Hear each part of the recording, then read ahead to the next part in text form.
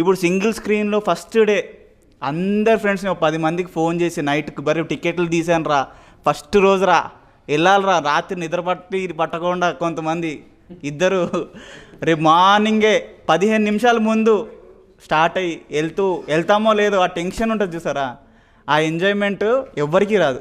Only single స్క్రీన్లో వెళ్ళి అందులో కూర్చొని విజిల్స్ వేసి ఎంజాయ్ చేస్తూ ఉంటారు చూడు, వాళ్ళు హైలైట్. మల్టీప్లెక్సెస్లో ఎప్పుడు వెళ్తారు, మంచి పాష్ అమ్మాయి, మంచి అమ్మాయి,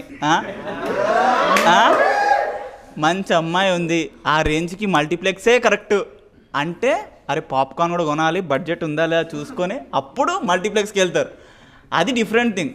ఏ ఎంజాయ్మెంట్ ఇది అంతా ఫ్లేవర్ లాంటిది. ఒక ఫ్లేవర్ ఏ టైంలో ఏది వేయాలా, ఆ మసాలా ఎప్పుడు వేయాలా అప్పుడు వేయాలి.